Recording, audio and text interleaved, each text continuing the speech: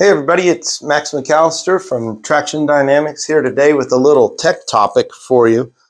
Um, we've done a lot of videos about air filters and service intervals and how to inspect and check, and then even some cool new ways to look inside your airbox with a bore scope and check if you've got critter invasions. And actually, we've already had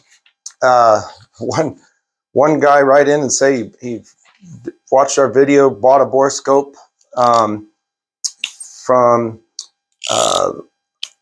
watching my video, and he looked in and found a mouse's nest inside his airbox. So he was grateful. Wasn't looking forward to getting in there and changing it, but I have some ideas. But I'm going to try some tricks to see if there's some ways to suck some of those out with a vacuum cleaner, because I may be able to just suck them out without having to go in there and tear your whole bike apart. But anyway, that's another topic. What I'm going to talk about today is putting screens on the intake ducts of the airbox on your Honda Goldwing.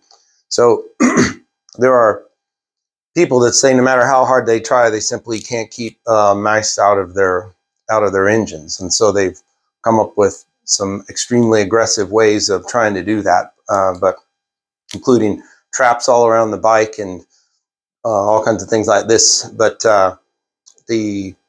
some people have taken to fitting screens over the actual tubes, the snorkels. Now,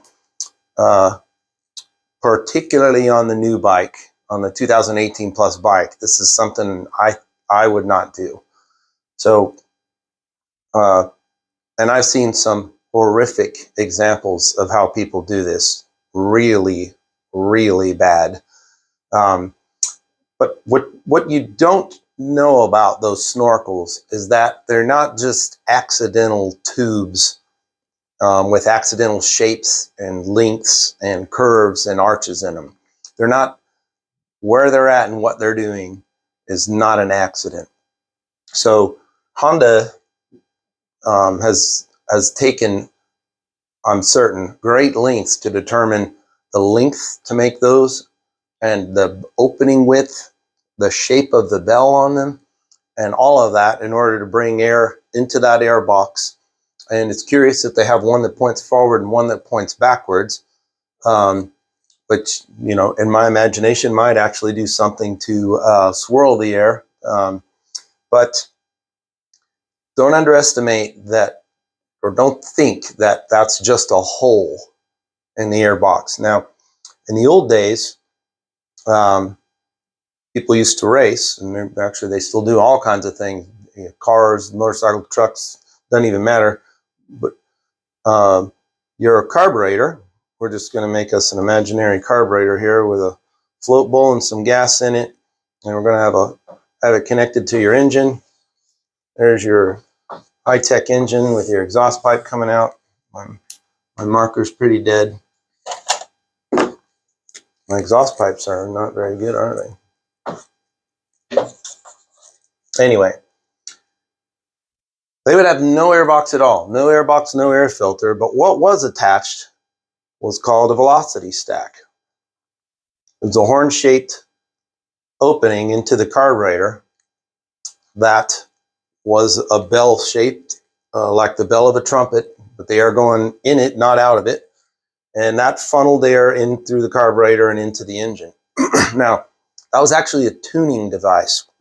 So depending on the conditions you were racing in, the temperature, elevation, atmospheric condition, and the way you might have had your engine set up and configured, different engines they might have had, people would have them built to rev different RPMs or do different things. That's an actual tuning element. So never mind changing the jets in the carburetors. And boy, I don't have a working pin, do I? Never mind changing jets. We may have to switch to blue. We're going blue. So never mind changing jets, changing needles in the carburetors, and using mixture screws and all kinds of stuff to tune the carburetor. This velocity stack is a component, and they had all kinds of different sets that they could choose from. they would come out. They might open wider. They might be really long with a small opening. These are all tuning variables. So just in that same way, the motorcycle manufacturers are not just putting a hole in your airbox. So knowing that they're trying to take the air and organize it and smoothly pull it together and pull it into those intake snorkels, when you look at that hole, that's what Honda wanted. You know, they wanted, you know, that thing to funnel air nicely down into that hole. That's their goal. So now let's imagine some guy he says, I want to keep mice out. And so now he just comes in and just starts and puts up this chicken wire grate on his intake duct.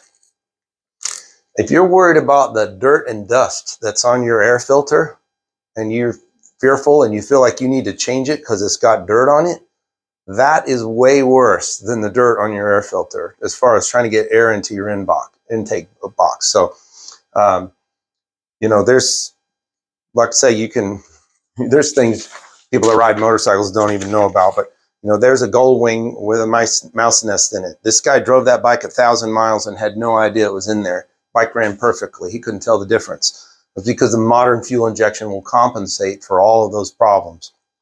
Now, but as far as trying to get the air smoothly and cleanly into the airbox, this is not something I would recommend. Even worse, there's real wing nuts who go get like porch screen for like your darn front porch in the neighborhood, right? And they've got something like this strapped all over the front of their intake snorkels, and they put pictures on the internet, and look how proud I am of the job I did at strangling my motorcycle. I mean, that is just a terrible thing to do to your motorcycle. If you've got a mouse problem, you're going to have to deal with your mouse problem, but I'm going to suggest to you that this is not the way to do it. If you really just have mice crawling in your motorcycle, you're just standing in mice and they're everywhere and you have no choice but to do something. You know, you can't even fight them off while you're putting gas in your motorcycle. Use something extremely huge, you know, find the biggest wire spread you can find. You know, just something a mouse can't get through. That's what you're trying to stop. And never mind, he can't drag a big tuft of, you know, bedding in there so he can make his house. But me personally, I wouldn't do it. You know, having seen how simple it is, and I've demonstrated how simple it is to check your airbox with a borescope. You know, nobody's building a giant nest in your motorcycle between Sunday when you park your bike and Saturday morning when maybe you go back out and get on it to ride. But you can take a borescope, stick it in there in literally seconds and see if anything's going on in there. And so that's my little tech tip for you. Don't do it. Definitely don't do that. And I don't recommend that. So please give this video a thumbs up. Hopefully you've subscribed to my channel because that helps me bring you great content like this. And keep an eye out. I'll be back with more great content soon.